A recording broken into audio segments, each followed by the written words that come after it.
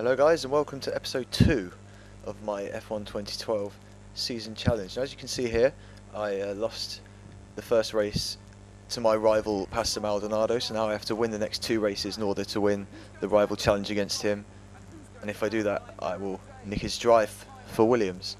So race 2 is at Spa-Francorchamps, and not wasting any time, we're going to go straight into my quali lap at the Belgium track and just talk you through it. Try and do it Martin Brundle style. So here we go, down towards turn 1, braking about 100 meters before Lassau's hairpin, trying to just clip that apex. I missed it slightly on this occasion, and then up through the gears, DRS and Kers, coming up towards the Eau Rouge corner, trying to take it without making too many adjustments to the steering, because you can scrub off too much speed, and then opening up the DRS again for this long back straight. You'll see here I'm hitting the limiter at 196 miles an hour, and there's Hamilton going past. So obviously the McLaren set up better for the straights than my Caterham, and this is a right left right combination which I take quite well there.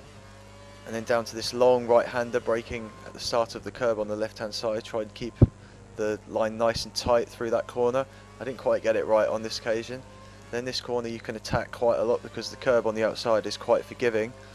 And now down to Pouon corner, I think this one's called, braking at the end of the curb, which is about 30 meters before the entrance to the corner, and you can carry quite a lot of speed through there and open up the DRS quite early as well, although I didn't really manage it on that occasion, excuse me.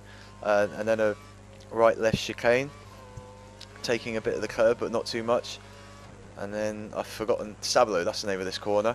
There's the first part of Sablo, and then the second part you take flat out before this long flat out section. I was going to call it a straight, it's not really a straight because it's got this long left hander there which is flat out, and I've forgotten the name of that corner as well, but that's another flat out corner.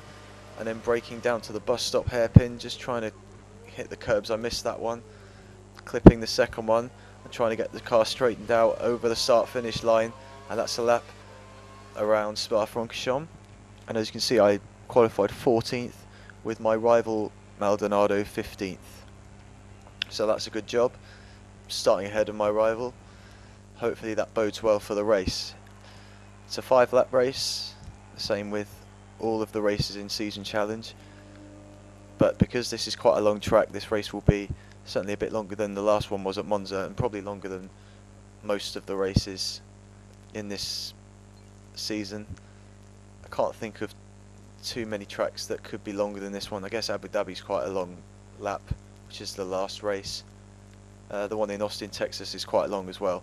So that's just showing you the grid order. You can see there my teammate Kovalainen is down in 20th, so I've done well compared to him. It's a Red Bull front row, Vettel and Webber, followed by Hamilton in 3rd. So now we're getting ready to go out onto the track for race 2 of my season challenge in Belgium. And well, can we beat Maldonado, and can we possibly get some points from this race? Let's find out. Can Pastor Maldonado finish ahead of his rival at today's race? We're just about to find out.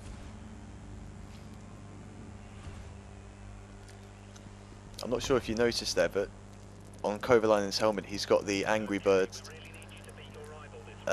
cartoon thing, which looks pretty cool.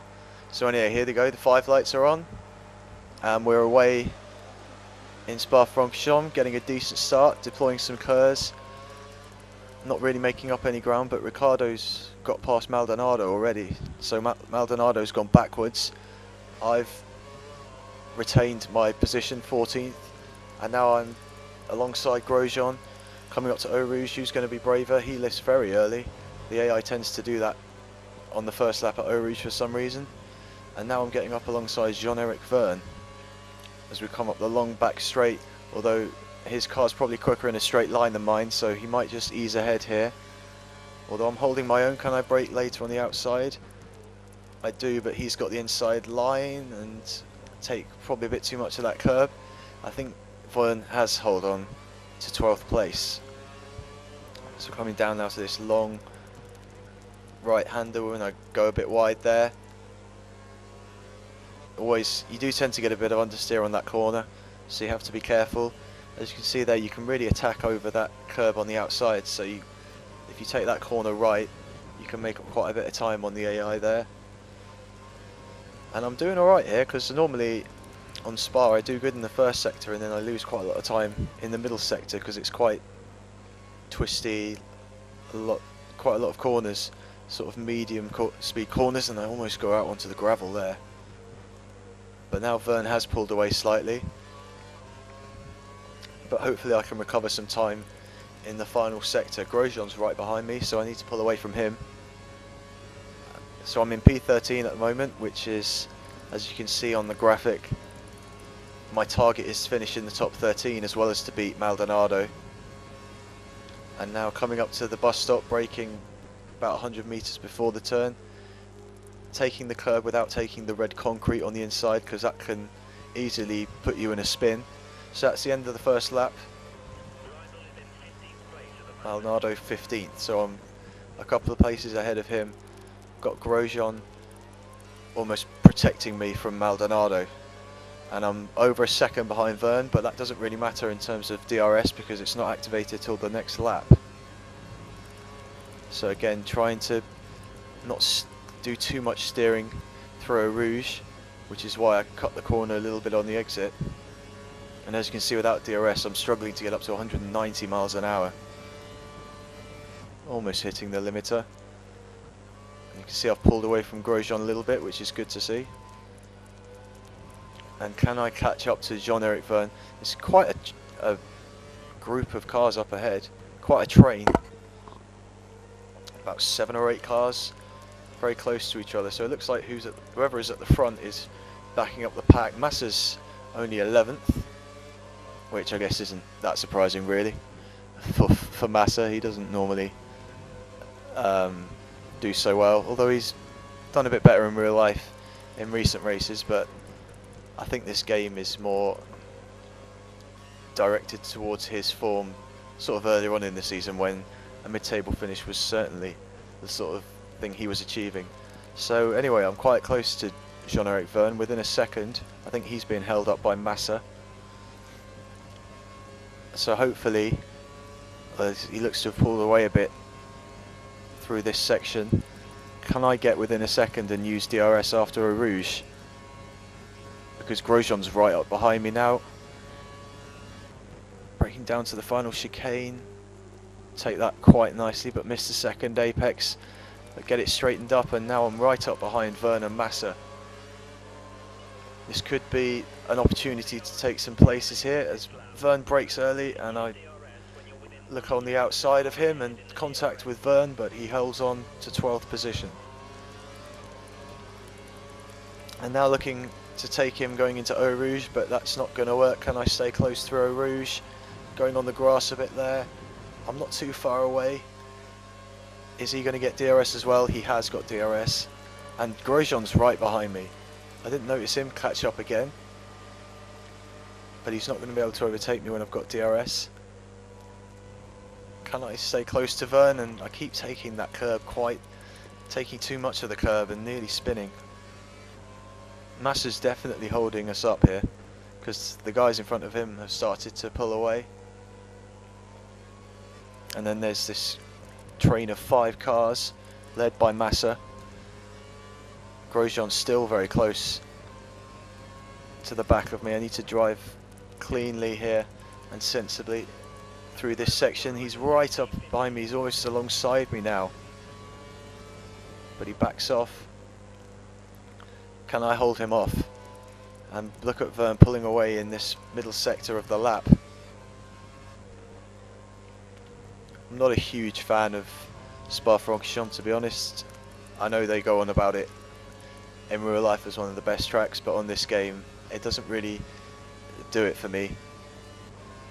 It's a bit difficult to get it absolutely right, which I know sounds a bit pathetic. It's obviously a challenging track, but I don't quite enjoy it as much as the top drivers make out. I take that chicane a bit better this time. I can always catch up to the cars ahead in that chicane. That was a slower lap, that's a bit disappointing. 2.7 seconds off Hamilton's pace. Missed that apex slightly, but I'm right up behind Verne and Massa again. And Maldonado's got past Grosjean, so he's up into 14th. So I've got 2 laps to stay ahead of Maldonado. Is he going to be quicker than me? Is he going to be able to catch up? I don't take Eau Rouge very well, and that's allowed Verne to pull away, but I still have DRS, so I'll still get the speed advantage on this straight. And Verne can't seem to get past Massa, but he's caught up to the guys in front. Look at that, head to toe with a Lotus. Is that Raikkonen?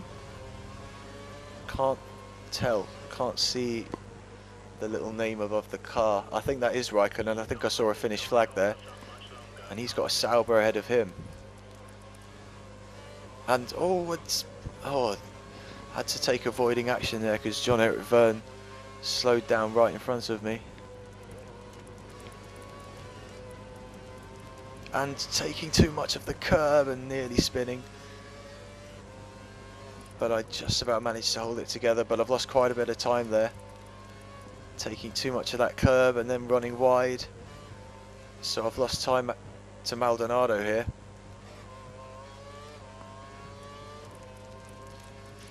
He could be right on me now. He's within a second after that sector, and Verne's pulled away to almost 2 seconds in front. But we're coming up to the end of the 4th lap, so just 1 lap to go. Can I get out of DRS range so that Maldonado can't overtake me? Try and straighten up the car to get a good exit onto the pit straight, using the rest of my curves as we start the final lap. And Maldonado is 1.6 seconds behind as we go over the start finish line, so I pulled out 7/10 on him there. So can I hold on to this P13 for 1 lap? Maldonado's quite a long way behind now, so hopefully, although I lost a bit of speed going into Eau Rouge, but hopefully he's too far behind to catch me before the end of this lap. And if everything finishes as it stands now, I'll finish 13th, which is what the team wanted me to achieve, and I'll finish ahead of Maldonado, which will even things up in the rival challenge, so that's good. As I take a slightly better line through that long right-hander.